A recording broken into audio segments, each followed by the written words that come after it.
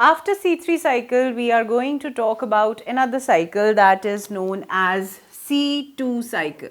Now you remember why C3 was C3 cycle? Because the first carbon compound that was being formed, it was a 3 carbon compound known as 3-PGA, 3-phosphoglycerate. In this particular process that we are going to study, or rather I would say the cycle that we have the first carbon compound that is being formed is a 2 carbon compound. That is why we are dealing with C2 cycle.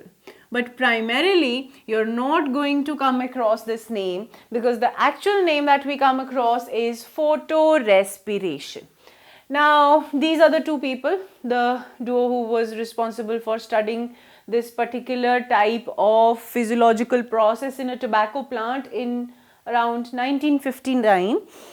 What they saw was that, as I told you earlier as well, the most abundant enzyme, that is Rubisco, is little bit deceitful in its activity. Now how it is deceitful? Under the conditions of high temperature and high oxygen concentration, this Rubisco enzyme, which is otherwise conducting the carboxylase activity, all of a sudden becomes more, it has more affinity for oxygen, it develops that affinity and becomes oxygenase in its attitude. Now, altogether what happens is the carboxylase activity is overtaken and instead the enzyme behaves as an oxygenase. Do remember one thing, that this Rubisco, the main active site, is similar for both carbon dioxide and oxygen, but when the concentration of oxygen is high at higher temperatures, especially in tropical plants, it is observed that the carboxylase activity is replaced by the oxygenase activity. Now you remember what happens in the C3 cycle? In the C3 cycle, what happens is that there is a carbon dioxide molecule. It comes and joins with RUBP. Where there is RUBP, there would be Rubisco. Now this RUBP is a 5 carbon compound. What happens in the case of photorespiration? If we simply see its definition, it says that photorespiration is a process that leads to evolution of carbon dioxide. Okay. Now, when we talk about photosynthesis, we want that carbon dioxide should be absorbed and it should be assimilated in glucose. Now, in this process, it is happening opposite. The carbon dioxide is being released. So, first thing that you have to remember, that this is a totally wasteful process, not in the interest of plants. Why it is not in the interest of plants? Because if so many reactions are taking place, as you can see, I have mentioned over here, there would be some sort of energy which would be required. Energy is not being generated, energy is being utilized, and instead, even after utilizing the energy, the carbon dioxide is not getting fixed, it is getting released. So it is a wasteful process for the plant. The only benefit that photorespiration has for the plants is that it avoids or it restricts the photooxidation at higher temperatures. And the tropical plants, they suffer the maximum brunt of this particular reaction, that is photorespiration, where the carbon dioxide which was otherwise to be fixed into the plant, that is getting evolved. So there is no particular indicator for photorespiration as such, but one can make it out that plant is not performing enough photosynthesis. So when the rate of photosynthesis is low, then the photorespiration rate is higher, and when the evolution of carbon dioxide is higher than expected as from the plant, then also we can make it out that it is undergoing photorespiration. Now what is this photorespiration all about? As I told you, there is the compound known as RUBP. In the presence of Rubisco and carbon dioxide, it was forming 2 molecules of 3-phosphoglycerate. That was what was happening. Now what will happen? RUBP in the presence of Rubisco, in the presence of oxygen, which is higher than carbon dioxide. Oxygen and carbon dioxide both are present in the air, but the oxygen concentration is higher, which is automatically higher. We all know that oxygen is 23% of the atmosphere, while carbon dioxide is not even 1% completely. But at higher temperatures, this concentration of oxygen is favored by Rubisco, and the activity which comes at place of Carboxylase activity is that of oxygenase, and when oxygenase acts, what it does is it converts this 5 carbon compound, instead of converting it into 2 3 carbon compounds, there is formation of 1 3 carbon compound and 1 2 carbon compound. This is what is formed, okay? And once the outcome is not similar to as seen in C3, there would be totally different course of events that would take place. So we know that 3 carbon compound is 3 PGA, 3 phosphoglycerate. So one molecule of 3 phosphoglycerate is formed that goes to C3. Okay, that would be utilized in C3 for whatever use it would be. It should need 2, but there is one PGA that is formed, that is 3 carbon compound is formed.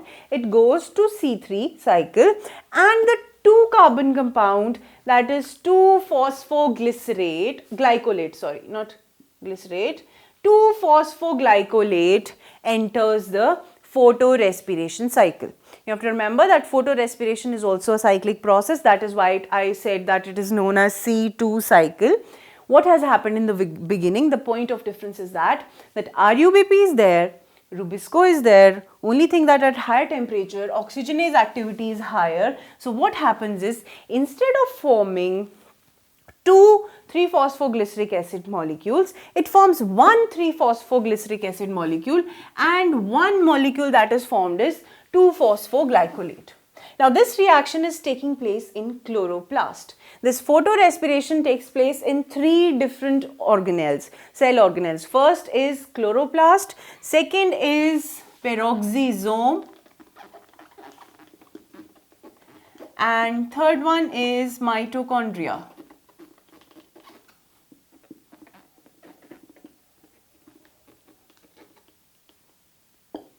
Now as you can see, the first reaction where this Rubisco was available, that has to take place in chloroplast. In chloroplast, the phosphoglycolate that is being formed, it combines with water and forms another compound, that is glycolate.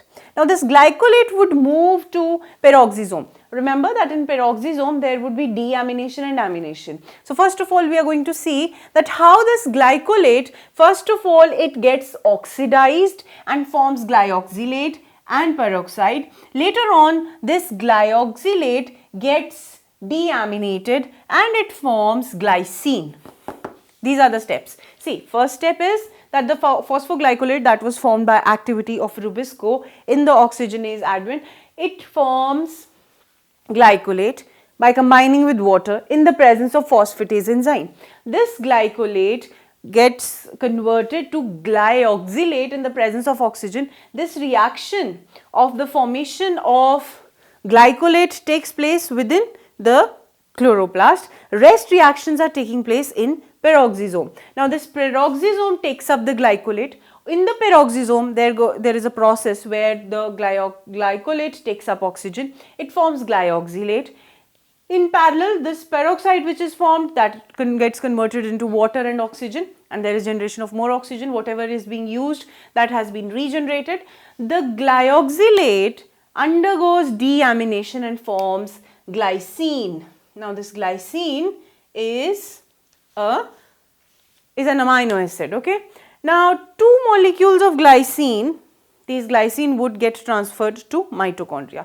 2 molecules of glycine along with NADP positive, they would undergo decarboxylation in the presence of decarboxylase and form single molecule of serine, that is again an amino acid, and there would be release of carbon dioxide, ammonia and NADH. This is the step that takes place within mitochondria.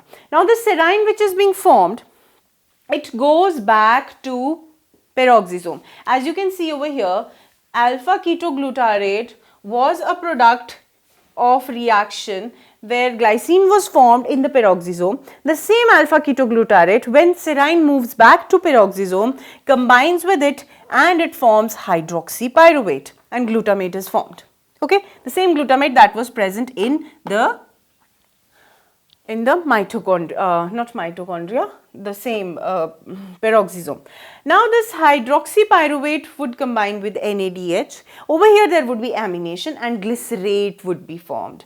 This glycerate on combining with ATP would form 3-phosphoglycerate. the similar one that was used for carboxylation. This 3-phosphoglycerate would combine with the 2 carbon and form RUBP.